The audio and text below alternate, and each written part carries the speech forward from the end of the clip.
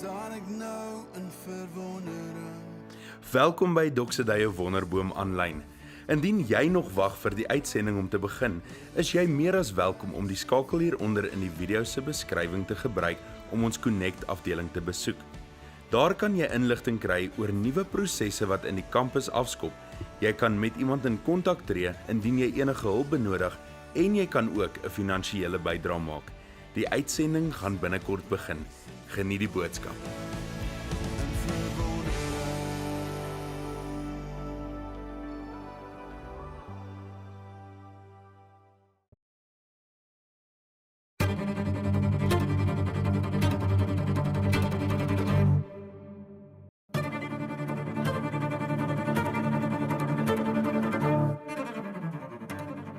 Hallo julle, my naam is Junishka Supra en op 27 Februarie 2025 het die storm my getref.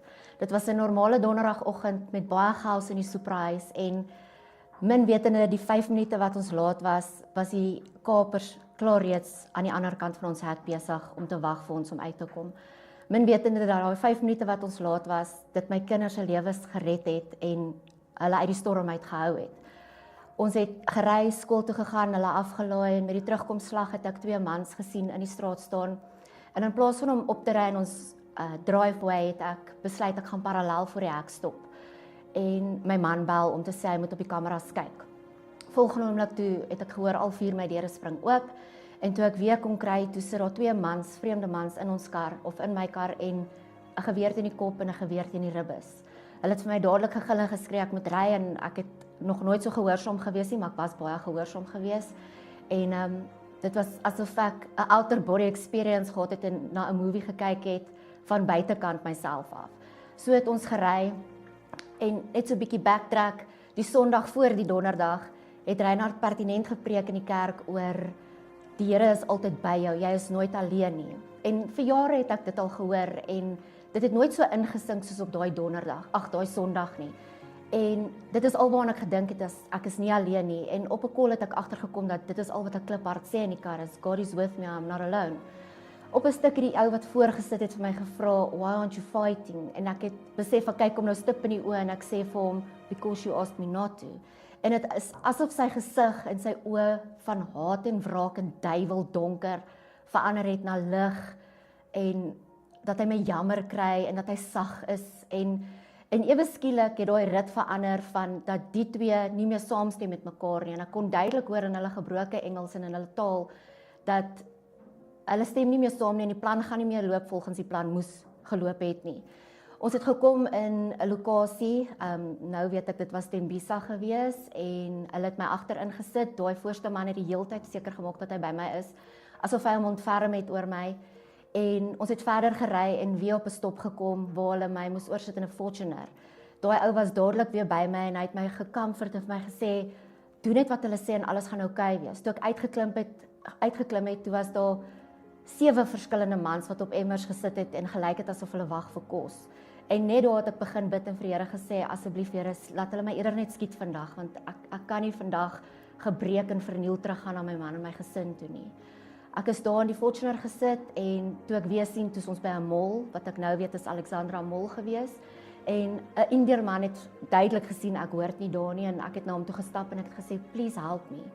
En hy het eers nie half geweet wat om te doen nie en ek het weer gesê, please help me. En hy het my so onder sy arm ingevat en gedruk en dit was die veiligste wat ek nog ooit in my lewe gevoel het en daar het hy center management toe gegaan en ek kon daar my man bel, my man het my kom haal en op pad terug huis toe was dit stil en ek het al hierdie vrae in my kop gehad en gewonder, hoekom het ek dit gedoen nie, en hoekom het ek dat gedoen nie, en dit was asof die Here my op my skouer gevat het en net vir my gesê het, Junishka, vandag se storm het nie oor jou gegaan nie, dit het oor die man langs jou gegaan, en van daar af het ek dit besef, ek was daai dag gebruik as Jesus se tool en God se tool om hierdie ou toe te rus, wat ook al sy lewe vorentoe gaan hê.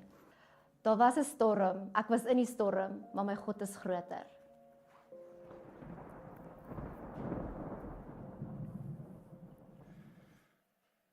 2 Korintiërs 4 vers 8 tot 9 is 'n bietjie die ankerskrif waarmee ons werk in hierdie 4 weke wanneer ons praat oor hierdie tema van storms. Dit sê die volgende, dit sê aan alles word ons verdruk, maar ons is nie terneergedruk nie. Ons is verleë, maar nie radeloos nie, vervolg, maar nie verlate nie, neergewerp, maar nie vernietig nie. En dit kom skep so 'n bietjie vir ons hierdie prentjie van, luister, storms is 'n werklikheid. Ons het laasweek afgeskop met hierdie reeks en ons het vir mekaar gesê, luister, daar's 'n plek waar storms jou nie gaan pla nie en dis die plek na hierdie plek. Maar vir nou is ons in hierdie plek. En wanneer die Bybel praat van ons is in die wêreld op baie plekke, briewe van Paulus, Johannes sê dit, Jesus self sê dit waar hy praat van die wêreld. Hy gebruik die woord die wêreld. En die woord die wêreld verwys nie net na hierdie geografiese area in die kosmos wat die aarde is nie. Dit verwys soveel kere na 'n sisteem, 'n plek waar storms algemeen is. Met ander woorde, dit sal vreemd wees as daar nie storms in hierdie plek is nie. Storms tref ons vir verskillende redes en ons het laasweek gesê, daar is min of meer 3 redes. Een is 'n natuurlike verskynsel van die gebroke wêreld waarin ons leef. Water verdamp iewers, dis in die wolke en dit moet iewers reën en so nou en dan reën dit op ons. So nou en dan is jy die ontvanger van 'n natuurlike gebrokenheid wat hierdie aarde het, wat hierdie wêreld het. Die tweede rede is daar's 'n bose stelsel wat absoluut daarop uit is om jou te breek en jou op jou knieë te kry. Die skrif sê die duiwel loop rond soos 'n brullende leeu op soek na sy volgende prooi om te slag en te verwoes, nê. En die derde rede hoekom ons in storms dikwels is ongelukkig, is omdat ons onsself in die storm inroei en buite God se beginsels funksioneer en dan tref ons hierdie storm en dan dink ons, wat nou? En ons het gesê in hierdie reeks wil ons ophou vra waar kom die storm vandaan en ons wil ophou 'n victim wees van die storm en ophou blameer hoekom ek in die storm is. Ons wil vir mekaar sê, wat is die kernbeginsels wat non-negotiable is nie onderhandelbaar nie, van God in elke liewe storm. En ons het afgeskop laasweek en gesê, punt nommer 1 is, God is in elke storm. Daar's geen storm waar jy is wat diskwalifiseer dat God nie daar kan wees nie. Selfs rede nommer 3 vir storms, roei self in storms in, is nie 'n rede vir God om te sê, hoor hierso, ek staan terug, jou keuses het my autoriteit verdryf uit hierdie situasie uit nie. Nee. So punt nommer 1, as jy in 'n storm is, besef God is met jou. Besef jy is nie alleen nie, jy sal nooit alleen wees nie. En dit bring ons by hierdie week waar ons sê, God is bo die storm. God is nie net teenwoordig in hierdie storm saam met my en langs my nie. God is bo hierdie storm en daarvoor het ek 2 balle wat ek vanoggend vir jou 'n baie praktiese uitbeelding wil bring. En dit is 'n metafoor vir 2 verskillende realiteite. Nou die woord realiteit, iets is net 'n realiteit as dit real is, nee, 'n reality, it's real. Dit so nou en dan is die waarde van die betekenis van 'n woord in die woord, kan jy glo. Met ander woorde, dis nie 'n idealistiese prentjie nie. As iets 'n realiteit is, dan is dit reël, jy kan aan dit vat, jy kan dit beleef, jy kan dit glo, jy kan daaraan vashou. Realiteit nommer 1 word so mooi verduidelik deur Johannes 16 vers 33. En dis die persrealiteit vanoggend. In die wêreld sal julle verdrukking hê. Dis 'n realiteit. Die New Living Translation sê dit so mooi in Engels. Hy sê, you will have many trials and sorrows. En dit is 'n realiteit wat ons dikwels mee te doen kry. Laasweek het ons 2 stories gehoor, hierdie week het ons 2 stories.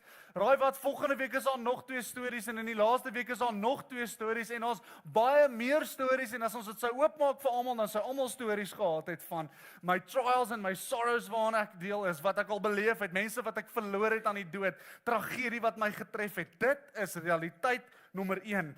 Hierdie realiteit beteken ons kan storms verwag.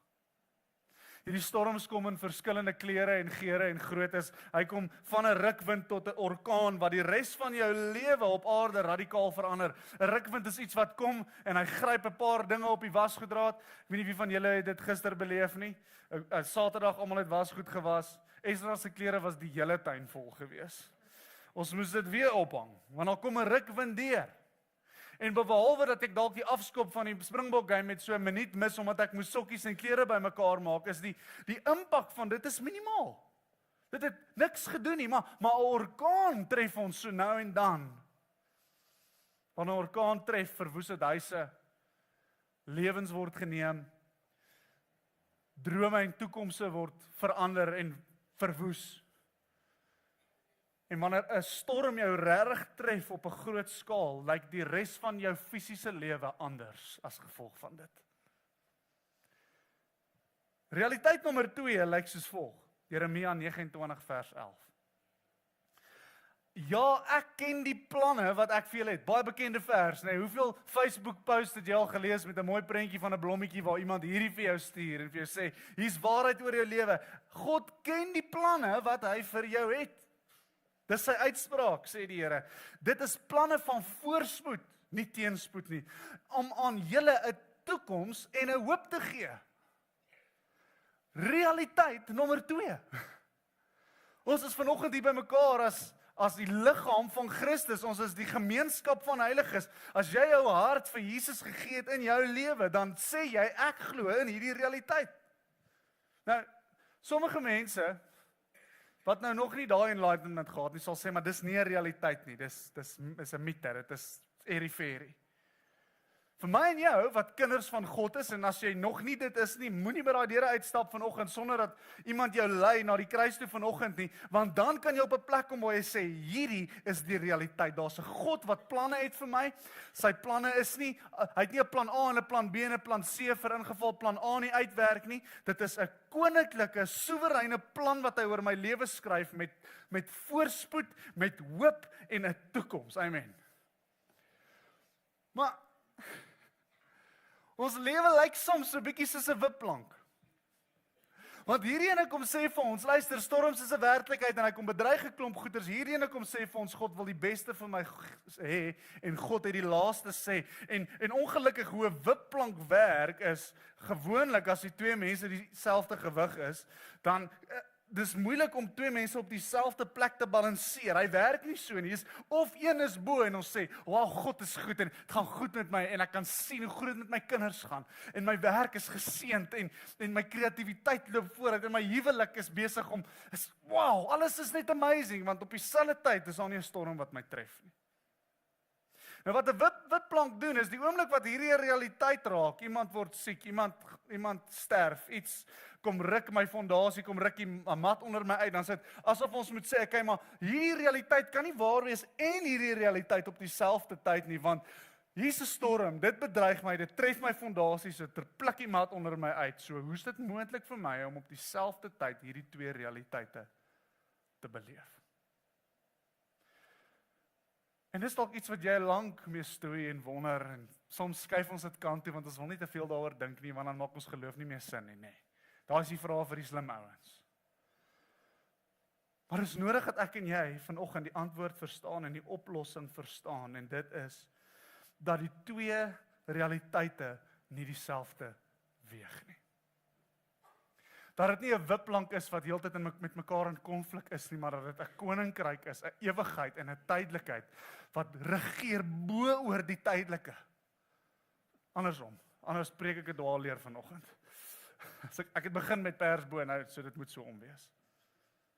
Ek het nodig om te besef, hoor wat sê Psalm 93 vers 4, maar hoog bo die geraas van baie waters, hoog bo die golwe van die see troon die Here in sy koninklike mag. Nou, daar's min dinge wat soveel krag tentoonstel soos om by die see te wees. Wat nog van die see in die nag? Ek is nie bang vir baie dinge nie. Ek is bang vir my skoonma en vir my vrou so nou en dan is ek bang vir die see in die nag. In die dag is dit lekker, jy sien die brandertjies, vat my boogieboard, vat my choopie en biljaar daar, vang vis. Die oomblik wat dit donker is en al daai lelike goed wat hulle op Discovery wys, jy nie kan sien wat in die see aangaan nie, dan maar jy sal nie my tone binne in daai brandertjies kry nie. Maar daar's allerlei dinge daar wat wil aan jou wil kom suig en jou siel uitpluk wanneer jy en dit gaan nie ek wees nie. Daar's 'n klomp dinge daarso wat jy wil kom steur, maar nou kom hy hierso en hy sê, luister, ver bo die geraas van golwe in die nag. Ons het die otter gaan stap in my maand, ongelooflike ervaring gewees. Jy slaap in sulke hutte, is eintlik maar 'n Wendy huis.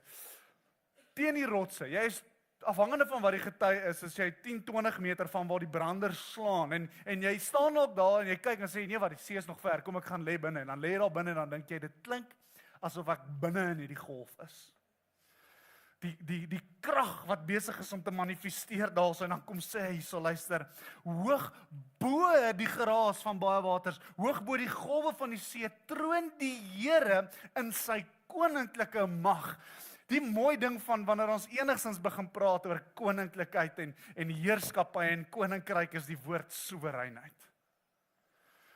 'n Koning word nie gepla. Daar's ons 'n gesegde wat sê, lions don't lose sleep over the opinions of sheep.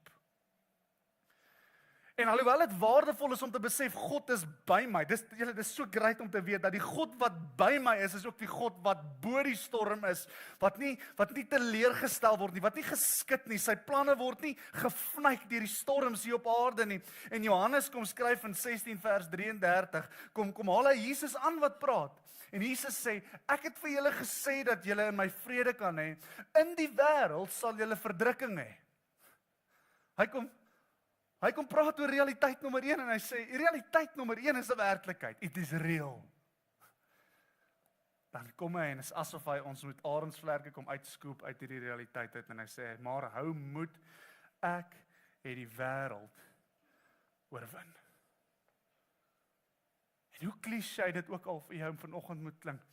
Jy weet die woord, 'n cliché word net 'n cliché wanneer klomp mense nie op 'n stadium 'n gesegde ernstig begin opneem vir wat dit is nie. Maar elke cliché was op 'n stadium 'n deurbraak van waarheid gewees. En die deurbraak van waarheid wat jy vanoggend moet hoor wanneer ons praat van God is bo die storm, is dat alles onder die storm is tydelik. En dat God kom en hy kom vat die doodse angel weg. Jy weet die angel van enige iets is gewoonlik die ding wat die seerste maak. As 'n by nie 'n angel het nie, is dit 'n baie cute klein vliegie wat op ons blommetjies kom sit.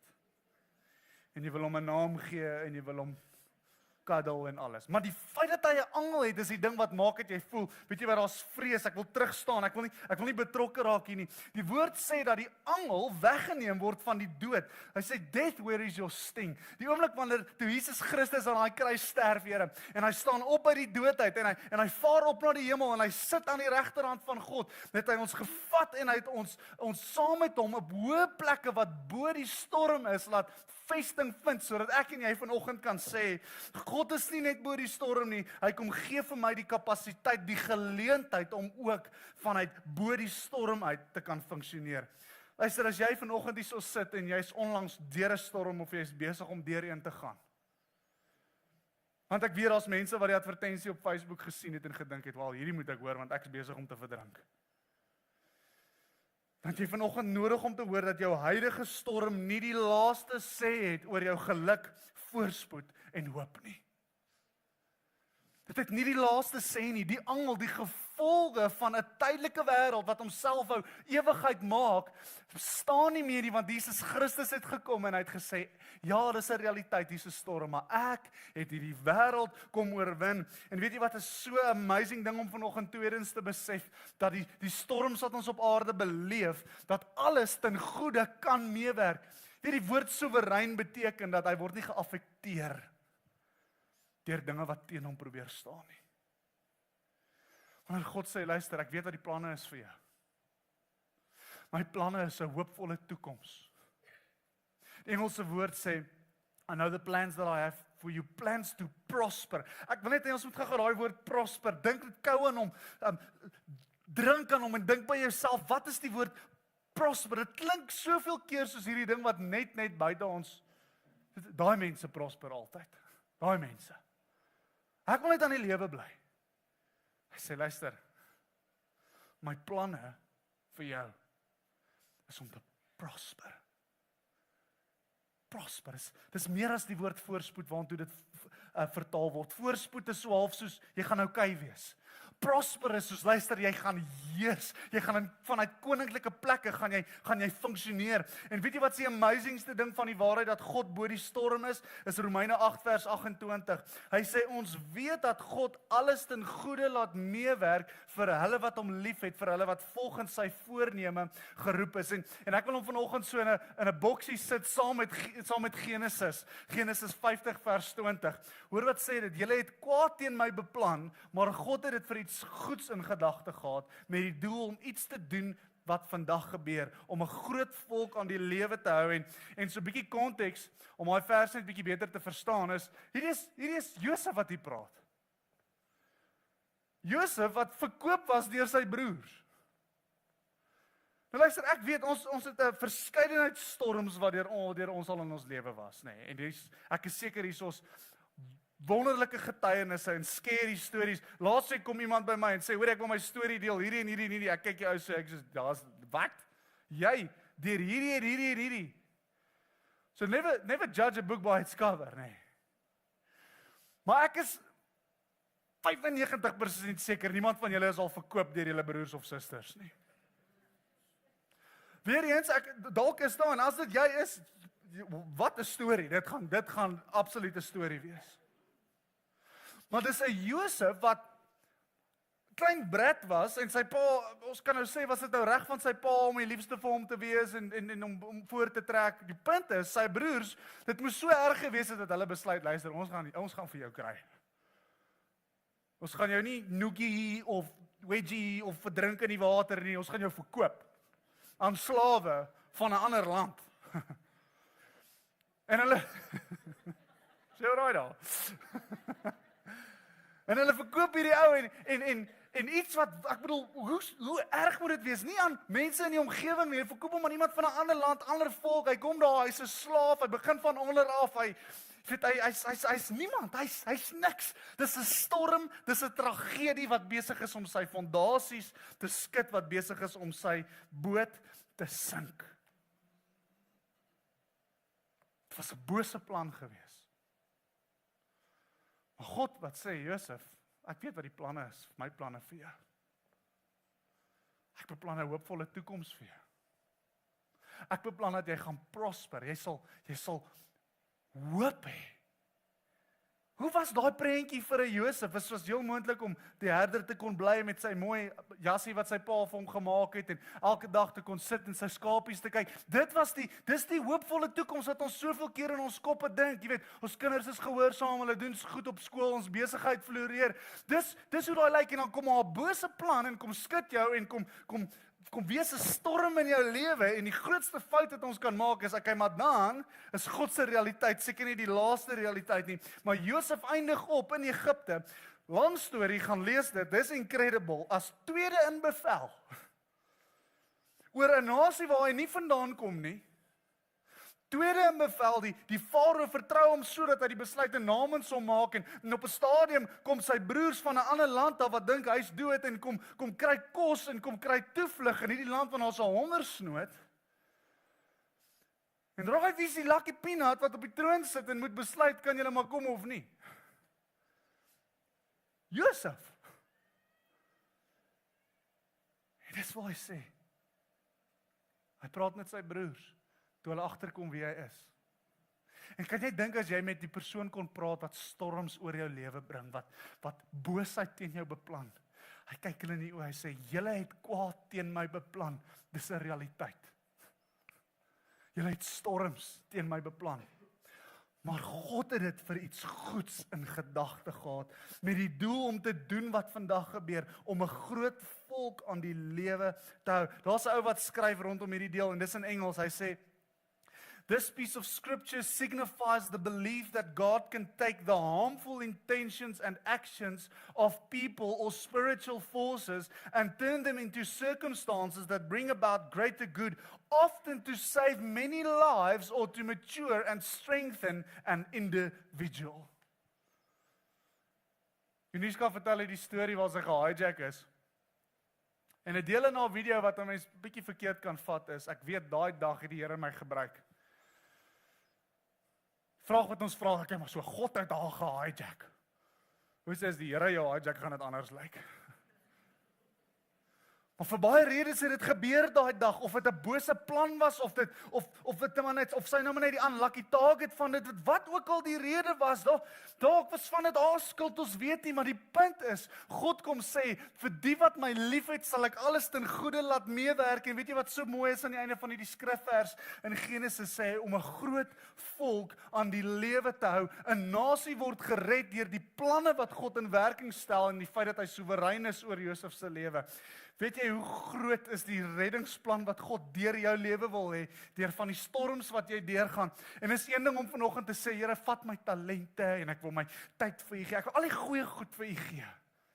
Gebruik dit, gebruik my geld, gebruik my talente, gebruik my kreatiwiteit, gebruik my vernuf om voor mense te kan praat. Here, gebruik net alles, gebruik my looks, gebruik. Is jy bereid dat God jou storms gebruik? Is jy bereid dat God die slegste seer wat met jou gebeur, wat teenoor jou beplan word, wapens wat teenoor jou gesmee word, is jy bereid om te staan en te sê, Here, hier is ek het U lief, kom laat alles ten goeie meewerk, nie net vir my nie, nie net vir die koninkryk nie, maar vir die lewens wat gered moet word, uit hierdie storie uit. Eendag gaan ons in die hemel kom en ons gaan met 'n klomp mense praat wat op ons afhardloop en sê, dankie, en dan gaan jy dink, wat? Ek ken jou nie. En dan gaan daai ou en die wat deel was van die hijack was, wat vir Uniska gesê, hoorie, dankie vir daai dag, ek weet nie wat jy het al gesit en bid, ek weet nie, jy het my lewe daai dag, ons weet nie wat gaan gebeur nie, al wat ek weet, is hê hom lief. Hê hom lief. So die eerste punt, wat ons vanoggend kan vasmaak en wat ons vasgemaak het, is God is bo die storm. En sy koninkryk heers bo die storm. En hierdie is tydelik. En dan gaan 'n tyd kom wat hierdie nie meer bestaan nie. Hierdie is vir ewig. Soos ons hierdie twee realiteite name moet gee, is hierdie tydelik en hierdie is vir ewig. En hierdie kan nie 'n effek hê op die ewig nie. Die tweede ding wat ons nou net gehoor het is, luister, God laat alles ten goeie meewerk. Selfs die slegste ding wat hier gebeur, kan jou beste getuienis wees. Ek sê nie dit gaan môre wees nie. Ek sê nie jy moet uit die walglikste tragedie uitstap en ewe skielik net uitbars in lofsang en maar om bereid te wees om 'n pad saam met die Here te stap en om lief te hê sodat hy alles ten goeie kan laat meewerk vir jou en die koninkryk en die mense om jou. Die derde ding wat ek vanoggend wil by stil staan is, wat's my rol in hierdie? Sê ek, Reinhard, God is bo die storm en hy het die kapasiteit om slegte goed in goeie goed te verander. Wat daarvan? Wat moet ek doen? Jy sien, my rol in hierdie tydelike plek is om in geloof te staan. Jy sien, julle geloof is die ding wat maak dat ek hierdie realiteit kan kies bo hierdie realiteit. Dis wat geloof is. Geloof in dinge wat ek nie kan sien. Hierdie realiteit skree op my, hy reën op my en die wind waai my weg. Hierdie realiteit is 'n waarheid waarvan ek oortuig geword het in my hart deur die Heilige Gees wat dit aan my openbaar het. En ek maak die keuse om dit te glo en dit op die einde van die dag is geloof. Is die uitleef van my oortuiging dat God bo die storm is. Kolossense 3 vers 1 tot 2 sê, as julle dan saam met Christus opgewek is, streef dan na dit wat daarbo is, waar Christus aan die regterhand van God sit. Bedink die dinge daarbo, nie die dinge hier op aarde nie. Hoe lyk dit wanneer ons die dinge bedink op aarde? Ek persoonlik dink die grootste faktor wat 'n realiteit raak wanneer jy sien iemand bedink die dinge op aarde, is vrees. Vrees kom vra 'n vraag konstant. Hy vra, wat as? Wat as jou kinders iets oorkom? Wat as jy gediagnoseer word met een of ander vreemde ding? Wat as jy jou ouers verloor? Wat as jy jou werk verloor? Hy kom vra wat as, heeltyd, konstant, elke dag. Ek staan op, doen ongesonde goeders want ek word oorweldig deur die vraag wat as. Ek werk myself dood, hoekom wat as? Ek maak klomp slegte keuses, hoekom? Want ek is in 'n plek van paniek, ek is in 'n plek van angs, ek is in 'n plek van bekommernis, want wat as? En as ek net moontlik alles wat in my vermoë is kan doen dat die wat as nie gebeur nie, dan gaan ek dalk net okay wees. Geloof sê selfs as. Is in geloof sê nie hierdie realiteit bestaan nie. Geloof sê nie maak jou oogies toe en kyk nie na hom en hoop hy gaan weg nie. Geloof sê nie ons praat nie daaroor nie, maar dan spreek jy dit in werklikheid. Nou hoeveel keer gebeur dit, nee, wat iemand vir jou sê, moet dit nie sê nie. En dan quoteer hulle een of ander Bybelversie om vir jou te sê dat die feit dat jy nou 'n moontlike realiteit gekommunikeer het, nou het die duiwel die reg om nou, jy gaan nou gediagnoseer word met daai ding wat jy dit nou gepraat. Geloof is nie die ding wat sê dis die enigste realiteit nie. Geloof is die ding wat sê selfs al gebeur hierdie in hierdie realiteit, weet ek my toekoms is vas as gevolg van hierdie realiteit. Paulus kom en hy kom sê, kom bedink die dinge daarbo. Jy dink dalk vanoggend, maar wie's Paulus om te praat? Die ou is 'n nice ou, hy het die Bybel geken, hy het hierdie is soos die picture perfect hoofseun van die Nuwe Testament. Natuurlik sê hy die goed, man. Paulus is een van daai individue wat ek dink, die Here gebruik my, maar moet my net nie so baie soos Paulus gebruik nie. Want Paulus kon nie meer self skryf nie, as gevolg van die kere wat hulle hom gestenig het. En stenig is veronderstel om jou dood te maak. Ek weet nie wat het verkeerd gegaan nie, maar hy is meer as een keer gestenig en hy loop, maar hy kan nie lekker skryf nie. So daar's so stories wat loop dat Lukas namens hom fisies die skryfwerk gedoen het en dat hy vir Lukas gesê het wat om te skryf, want Paulus kan self nie meer skryf nie. Paulus het meer as een keer skipbreek gelei. Dis nie gaan staan met jou kar langs die highway nie. Dit is om 2000 jaar terug, voordat daar fancy cruise liners en navigasie was, van 'n skip te moes afval en op 'n manier lewendig bly dat jy deur die nag uitspoel iewers op 'n eiland. Hierdie ou het storms beleef. Hy het emosionele storms beleef. Hy praat van die doring in sy vlees. Hy het self ook temptasies beleef. Hy's deur groot storms in sy lewe. Meer as een keer is hy toegesluit en in boeye en in die tronk en hy kom in Filippense 1 vers 21. Hy kom wys vir ons hoe lyk dit wanneer iemand fokus op die dinge daarbo. Hy sê, want vir my is om te leef is Christus en om te sterf is wins. Maar as my liggaam bly leef, beteken dit dat ek nog verder vrugbaar sal kan wees. Ek weet werklik nie wat om te kies nie. Ek is in 'n tweestryd gewikkel. Aan die een kant verlang ek om heen te gaan en saam met Christus te wees. Dit is immers vir ewig die beste. En ek wil vir die prentjie skets van Paulus wat nou, ek bedoel die ou het nou al 'n harde lewe gehad. Kyk, hy kom op die punt waar hy sê, okay, Here, dis nou genoeg. Vat my nou net. Kan gee die Timoteus, kom neem oor. Kom. Here, laat iemand anders hierdie doen. Ek wil, ek sien die waarde in dit, maar ek kan letterlik nie meer nie. Ek is moeg. As ek moet kies tussen kom haal my nou en laat my nog lewe, is dit vir my 'n moeilike keuse. En dis nie uit 'n depressiewe plek wat hy dit sê nie. Dis uit 'n opwindende plek van ek weet waartoe ek gaan. En hoe vroeër ek kan gaan, hoe beter. En dan eintlik wat hy sê is, luister, die enigste rede hoekom ek enigsins nog 'n tou afgooi na hierdie wêreld toe en te doen het met hierdie realiteit hieronder, is omdat hierdie mense nodig het wat ek in my hart het. Hy sê eintlik, hier is te veel mense hierso wat nog nie besef dat hierdie realiteit verhewe is bo hierdie realiteit nie. Vir daai rede kan U my nog hier hou. Maar as dit nie vir dit is nie, sê hy, kom haal my. Maklike besluit. Maak jouself los van tydelike dinge. Dis 'n kliseë, né? Alles is tydelik. Ons kan dit of op 'n heilige geestelike maniertjie sê dat ons tog net beter voel en eintlik nie daaroor praat nie. Of ons kan hierdie realiteit in die oë kyk en vir hom sê, selfs as jy my realiteit hier op aarde bly, fokus ek op jou. jy is my realiteit. Daai is waarvan ek leef. Hierdie tref my, hierdie is waarvan af ek leef. Ek wil vir jou 'n laaste skrifvers lees. Weereens een van daai goue oues uit Jesaja uit wat mense saam met hulle prentjies op Facebook post. En dan raak dit klisjées en die hele gedagte was nooit dat dit 'n klisjé moes wees nie, die gedagte was dat almal dit moet glo. Hy sê ja, my planne is nie julle planne nie. En julle paaie is nie my paaie nie, is die uitspraak van die Here.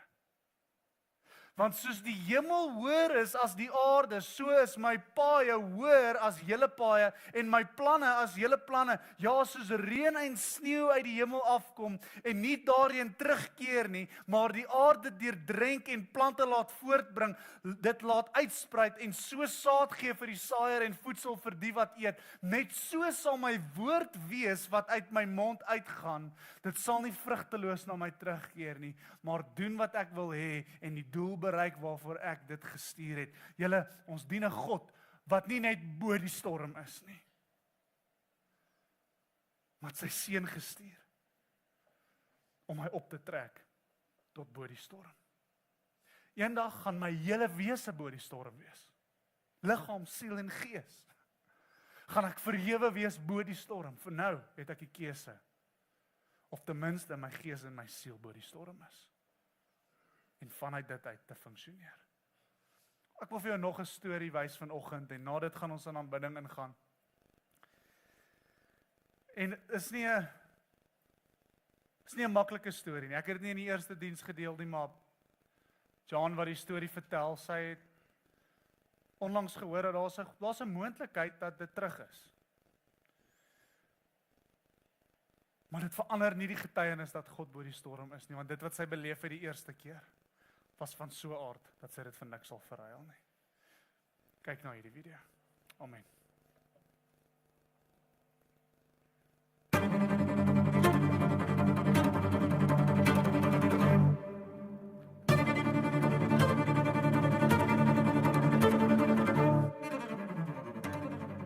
Hallo julle, my naam is Jean de Klerk en in 2020 het 'n storm my getref. Ek het dokter toe gegaan en ek het 'n klier voorheen onder my linkerkantste arm laat uitsny en toe ek vir opvolg gaan, toe het hulle vir my laat weet dat dit is fase 4 melanoomkanker. Ons het 23 melanome uitgesny waarvan daar 18 aktief was en ons het ook agtergekom daar's 'n kol op my brein. En hulle het my verwys na Pretoria Oos, ek het daar 'n breinoperasie ondergaan. Hulle kon nie die oorsaak daar ook kry nie, mooi toegemaak. Die dokter het vir my gesê, ja, dit was net 'n babbel wat hy gekry het daarso, en hy het dit uitgeskoop en toegemaak. Van daar af is ek terug Wilgers Hospitaal toe, ons het begin met bestraling. In 2021 het hulle vir my gesê, ja, dit is versprei, al my sagte weefsels in my liggaam, dit is oralstes versprei in my pankreas en in my lewer. Die dokter het gesê, sy kan nie verder sny nie, ons gaan met chemobehandeling begin. Ons het met dit begin en my hare het begin uitval. Soos ek my hare so eil geraak het, so aan die voorkant, het ek een oggend gaan stort, en soos ek my hare gewas het dit so koek bo my kop gemaak, en ek het my meisiekinders geroep om my te help, ons het dit eventueel alles afgesny, dit was vir hulle baie traumaties geweest. Ek onthou net, ek het vir my as ma gesê, jy kan nie ook huil nie, jy moet sterk wees vir hulle, want ek sien wat dit klaar na hulle gedoen het. En ja, ons het, ek het nie gedink hierdie gaan so rof wees op my familie en selfs my nie. Daar was daar wat ek my gevind het op die badkamervloer by die toilet, want jy kan niks inhou nie. Daar was een keer wat dit so ongelooflik erg was, die pyn, dat ek vir die Here gesê het, ek weet u sê ek kan dit doen, maar ek kan nie hierdie doen, hierdie is vir my te erg. As ek dit moet deurgaan, dan voel ek iemand my radar kom haal.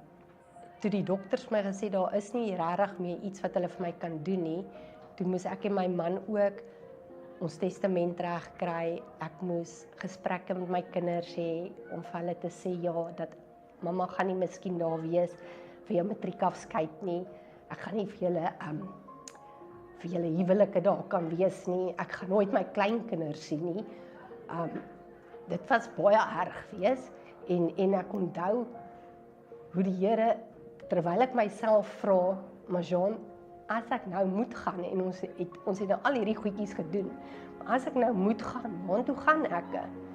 En in daai oomblik, het ek 'n ontmoeting met my hemelse Vader, waar hy vir my wys, hoe ongelooflik lief hy my het.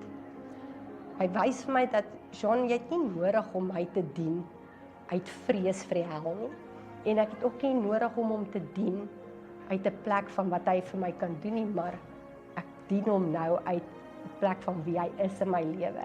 En hy kom wys vir my dat nie my man, nie my kinders, niemand het my so lief, soos wat hy my lief het nie.